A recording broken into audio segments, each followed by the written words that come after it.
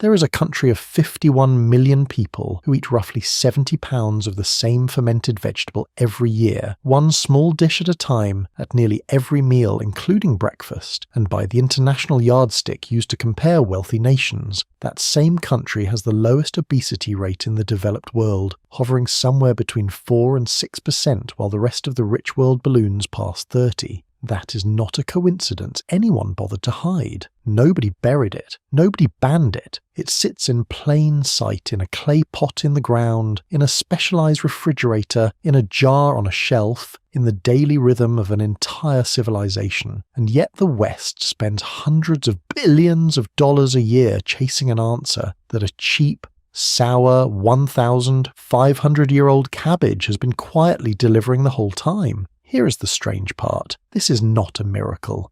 It is not a fat-burning secret. When you read the actual science honestly, and we're going to, it is more modest and more interesting than the headlines. But the food is real, the tradition is real, and you can make a jar of it in your own kitchen this week for about the price of a fast food lunch. This is kimchi. Welcome to Lost Plant Remedies. The vegetable at the heart of it is bechu, the Napa cabbage, Brassica rapa subspecies pekinensis, that pale, tightly layered, elongated head you have walked past 1,000 times in the produce aisle. But kimchi is not really the cabbage. Kimchi is what happens to the cabbage when salt, chili, garlic, ginger and thyme are allowed to do their slow living work. It is a fermentation tradition, and its story is far older than the red, spicy version most of the world pictures. To find the beginning, you have to go back before Korea was Korea. The earliest textual ancestor of the idea appears in the Sikyung, the ancient classic of poetry, compiled somewhere between the 11th and 7th centuries before the Common Era,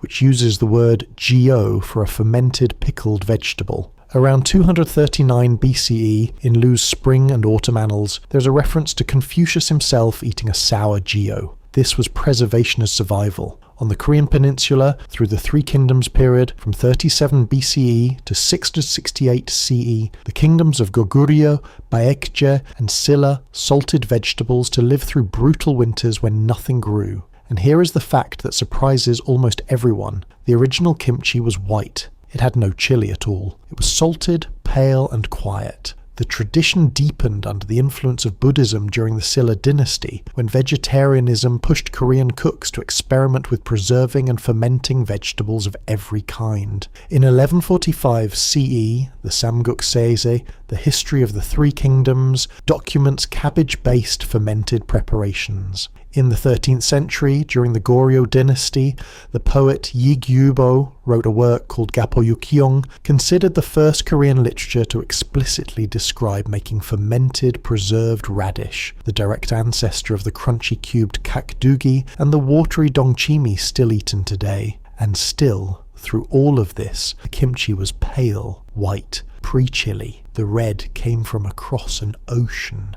The chili pepper is not Asian. It is American, a plant of the Columbian Exchange, and it reached Korea through Portuguese trade networks moving through Japan and China, with the traditional dating point placed around the Imjin War of 1592 to 1598. Scholars argue about the exact timing, and some think chili use predates the war, so treat that date as a symbolic marker rather than a stopwatch. But over the late 17th and 18th centuries, Joseon-era cooks folded gochugaru, Korean chili flakes, into their kimchi, and slowly the fiery red version overtook the white one and became the face of the dish worldwide. Two modern dates finish the timeline. In 2001, the Codex Alimentarius Commission, the joint United Nations and World Health Organization food standards body, established an official international standard defining kimchi as a fermented vegetable product made by lactic acid production. And in 2013, UNESCO inscribed kimjang, the making and sharing of kimchi, onto the representative list of the intangible cultural heritage of humanity. That is the opposite of a suppressed food. That is a food a nation lifted onto the world stage with both hands. So what is actually happening inside the jar? This is where the story turns into a detective story, and the detectives are Korean food microbiologists. When you salt cabbage and pack it tight, you set off a relay race of bacteria that no one added. They live on the vegetable already. First to surge is Leuconostoc mesenteroides, an early-stage lactic acid bacterium that thrives in the cool, salty, low-oxygen start and produces the crisp, tangy, faintly fizzy character of young kimchi. As the days pass and the acidity climbs, the baton passes to Lactobacillus plantarum, a hardier acid lover that dominates the late stage and drives the deep sourness of aged kimchi. Running throughout, start to finish, are multiple Weissella species, including Weissella corensis, named for the country itself, and Weissella cibaria. In finished kimchi, these lactic acid bacteria reach a density of roughly 9 to 10 log colony-forming units per gram. That is billions upon billions of live organisms in a single spoonful. And here is the reversal that makes microbiologists lean in when researchers took the cell-free supernatants, the liquid these bacteria produce, from species like Lactobacillus cavatus, Leuconostoc mesenteroides, Weissella cibaria, and Weissella corensis, and dripped them onto tested foodborne pathogens in the lab. They completely inhibited the growth of those pathogens. The same process that sours the cabbage also builds a chemical fortress that keeps dangerous bacteria out. For most of history, that was the entire point. The salt and the acid together were the reason a family could eat preserved vegetables all winter without getting sick. But you did not come here for microbiology. You came for the weight question, so let us handle it with total honesty, because that honesty is the whole reason this channel exists. On January 30th, 2024, the journal BMJ Open published a study drawn from the Health Examinees cohort, the HEXA study, analysing 115,726 Korean adults aged 40 to 69. The researchers found that men eating 1 to 2 servings of kimchi a day had about 12.5% lower odds of obesity, and those eating 2 to 3 servings had about 10.7% lower odds, compared with people who ate little or none. Beishu cabbage kimchi was linked to roughly 10% lower odds of general obesity in men. Radish kakdugi was linked to about 8% lower odds of abdominal obesity in men and 11% in women. Now the caveats, because they matter more than the numbers. That study is cross-sectional. It is correlational. It cannot prove that kimchi causes anything. People who eat moderate kimchi may simply eat more vegetables overall, or less ultra-processed food, and those habits could be the real driver. And most importantly, the association was J-shaped. The benefit showed up at moderate intake, roughly 1 to 3 servings a day, and then flattened and reversed at very high intake. The authors themselves explicitly recommend against eating excessive kimchi. More is not better. There is a floor of the curve and there is a bottom of the pit, and they are not the same place. There is a second, stronger piece of evidence, and it too must be flagged. In October 2024, in the Journal of Functional Foods, Dr. Sungwook Hong of the World Institute of Kimchi, working with Pusan National University Hospital, published an actual randomized, double-blind, placebo-controlled trial. 55 overweight adults took the equivalent of 60 grams of freeze-dried kimchi a day for 3 months. The kimchi group saw a 2.6% decrease in body fat, while the placebo group saw a 4.7% increase. Their guts also shifted, with a rise in the beneficial Bacterium Akkermansia mucinifera and a drop in Proteobacteria. That is a real randomized trial, which is stronger evidence than a cohort study, but it is small, 55 people, and short, 3 months, and preliminary. It is a promising signal, not a proven cure. Anyone who tells you kimchi melts fat is selling you something. The honest statement is narrower and still worth hearing. Moderate kimchi eating travels with a leaner metabolic profile, and the early controlled data lean in the same direction. Now the caveat that most breathless kimchi videos skip entirely, and the one that decides whether you can trust anything else. Kimchi is salty. It carries around 830 milligrams of sodium per 100 grams, and it is estimated to contribute roughly 20% of all dietary sodium in South Korea, a country whose average sodium intake runs well past the World Health Organization ceiling of 2,000 milligrams a day, and there is a real, published, genuinely debated body of research linking very high salt-fermented vegetable intake to stomach cancer. One meta-analysis of Korean studies found that a 40 gram per day increase in pickled vegetable intake was associated with about 15% higher gastric cancer risk. The field is inconsistent and contested, muddied by differences in salt content, fermentation method, and confounding diets, and it is not settled causation. But it is not nothing, and it would be dishonest to bury it. Here is the honest resolution, and it is the same shape as everything else in this story. The J-curve is the whole answer. Moderate intake sits in the beneficial dip, drowning in it does not. This is why younger Koreans and many manufacturers are actively lowering the salt in modern recipes. The health community treats this as a real trade-off to manage, not a myth to dismiss. Kimchi is a food to eat wisely, not to inhale. Half the world, meanwhile, never stopped making it. In South Korea, it is near universal and near daily across every class and region.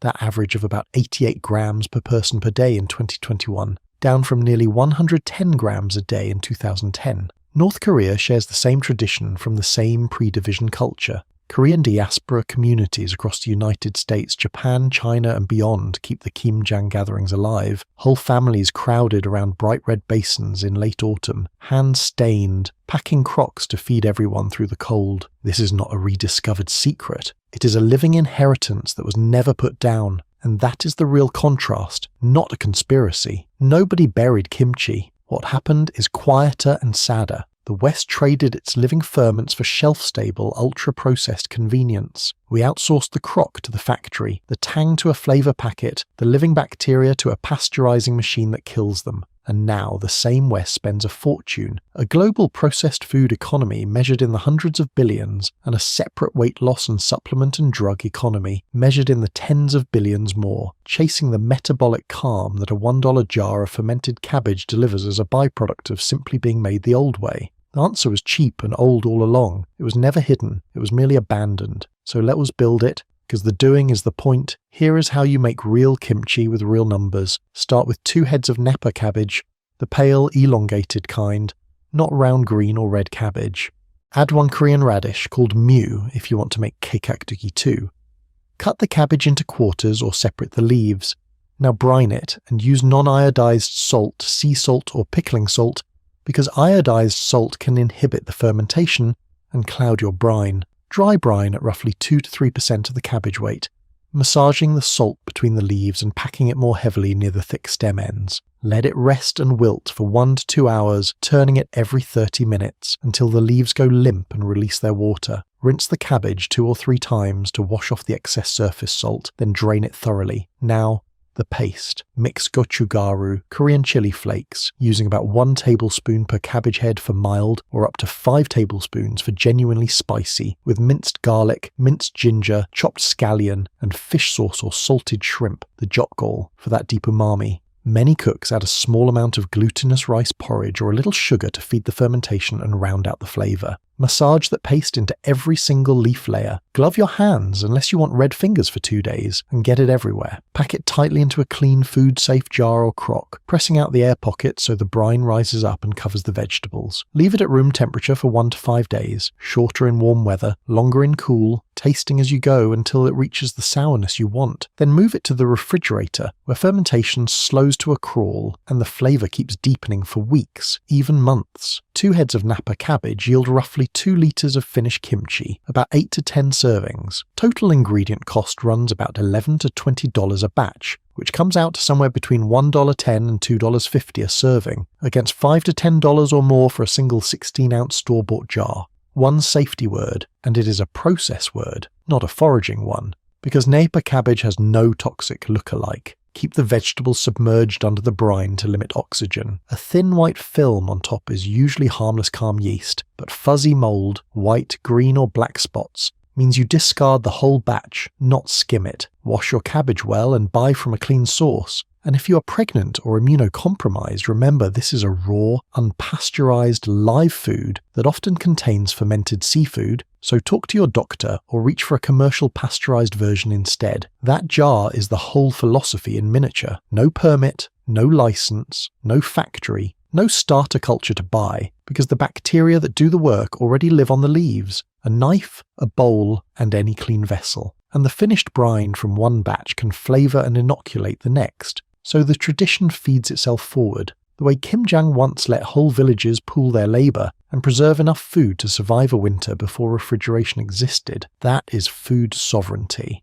built in a jar, in a weekend, for the price of lunch. Picture yourself a year from now. There is a row of jars in your refrigerator quietly alive, feeding you probiotics you never paid a subscription for. When food prices spike and your neighbours panic in the supplement aisle chasing whatever the marketing promises this month, you will already have the thing they are chasing. Older than all of it, cheaper than all of it, made by your own hands. That is not a diet. That is independence you can taste. They will not tell you the answer was never a product. They will not tell you a food this cheap cannot be patented, licensed, or turned into a recurring subscription. They will not tell you an entire nation quietly proved the point across £70 a person a year, while the rest of the rich world spent billions looking anywhere but the crock. They will not tell you that the honest science is modest and that modesty is exactly why you can trust it. The deepest thing kimchi offers is not a lower number on a scale. It is the return of a skill the modern world convinced you to forget, the knowledge that food does not have to come from a factory, that health can grow from salt and time and patience, and that this knowledge passes from hand to hand, kitchen to kitchen, generation to generation, free. Subscribe to Lost Plant Remedies before this video disappears, because we cover the ferments, the foods, and the forgotten knowledge the processed food and diet economy would rather you never rebuild for yourself. And grab my free 5-day course, The Lost Ferment, linked in the description below. It costs nothing.